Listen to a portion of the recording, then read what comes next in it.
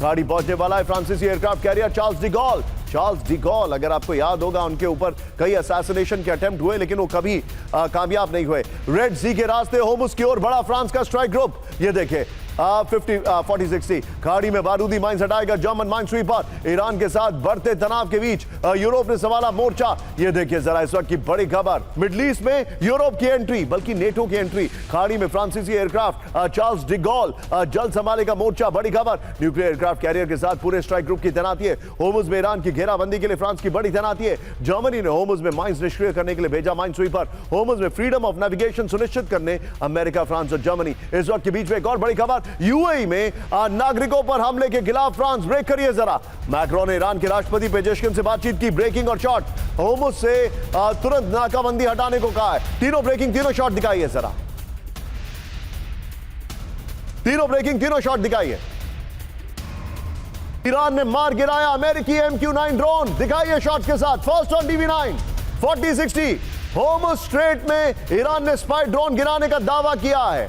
Fars news ने drone मलबे का पहला वीडियो जारी किया है। केशम द्वीप के पास धमाकों की खबरों के बाद यह दावा किया गया। यह देखिए जरा। इस सब के बीच में एक और बड़ी खबर सीधा आई है। ईरानी झंडे वाले शिप पर अमेरिकी सेना की फायरिंग। ब्रेकिंग, अमेरिका ने नाकाबंदी तोड़ने की कोशिश कर रहे शिप को रोका। अमेरिकी गोलाबारी में शिप के नुकसान का दावा। एक और बड़ी खबर सीधा आई है। ब्रेक करिए। होमुस के पास सेंटकॉम का बड़ा एक्शन। ईरानी तेल टैंकर को अमेरिकी सेना ने रोका। दोनों ब्रेकिंग एक साथ दिखाइए। यूएसएस अब्राहम लिंकन से उड़े सुपर हॉर्नेट का एक्शन देखिए जरा। दोनों ब्रेकिंग। नाकाबंदी तोड़ने की कोशिश कर रहा था टैंकर। 20 mm गन से टैंकर के रेडार को किया गया टारगेट। यह बड़ी खबर मैं दिखा रहा हूं। इस सब के बीच में एक और बड़ी खबर सीधा आई है, जहां ये देखिए अब कैंप 4 पर आइए, जहां समंदर में नाकेबंदी। सुमेरा का लोअर बैंड ऑन करिएगा जरा। जहां समंदर में नाकेबंदी, वहां से रिपोर्टिंग दिखाइए जरा। ओमान और ईरान के बीच पहुंचा TV9 भारतवर्ष। प्लीज जरा सुमेरा का बैंड ऑन कर दीजिएगा। यहां पर होमुस के एंट्री पॉइंट से सुमेरा खान की रिपोर्टिंग। ब्रेकिंग और शॉट दिखाइए जरा।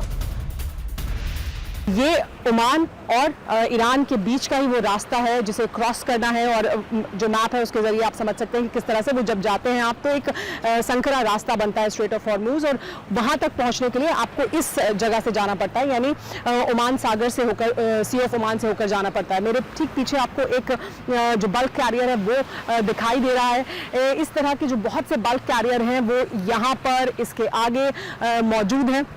हालांकि बड़ी तादाद में इस वक्त आपको तस्वीरों पे नहीं दिख रहे होंगे, लेकिन इससे आगे जब आप बढ़ेंगे तो वो और जंग के बीच होमुस पर बात नहीं करेगा ईरान। ब्रेक करिए। सिर्फ जंग के खात्मे से स्थायी समाधान, ईरान ने कहा है। ईरान ने अमेरिका के प्रस्ताव को खारिज कर दिया है। फ्लोर पर आइए, इस वक्त की बड़ी खबर मैं दिखा रहा हूं। ये देखिए जरा। यूएन में होमुस पर आर पार जंग खत्म करने से होगा होमुस का स्थायी समाधान। बड़ी खबर, ईरान ने कहा है अमेरिकी नाकेबंदी जल्द खत्म होनी चाहिए। फ्रीडम ऑफ नेविगेशन के बहाने अमेरिका बढ़ा रहा है एजेंडा। यूएन सिक्योरिटी काउंसिल में अमेरिकी प्रस्ताव को खारिज करने की अपील। एक और बड़ी खबर सीधा आइए। ब्रेक करिए। अमेरिकी नाकाबंदी से ईरान में बड़ा आर्थिक संकट। ब्रेक करिए। जल्द हो जाएगी ईरान की तेल स्टोरेज क्षमता। निर्यात न होने से ईरान ने कम किया तेल। आइए जरा फ्लोर। इस वक्त की बड़ी खबर मैं दिखा रहा हूं। ये देखिए, नाकेबंदी से ईरान में बड़ा आर्थिक संकट। जल्द खत्म हो जाएगी ईरान की तेल स्टोरेज क्षमता। तेल निर्यात न होने से storage capacity full.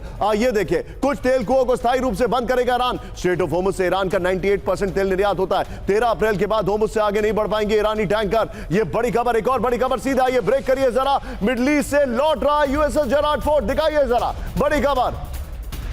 USS Gerrard Ford ने पार किया जिब्राल्टर स्ट्रेट शॉट्स के साथ।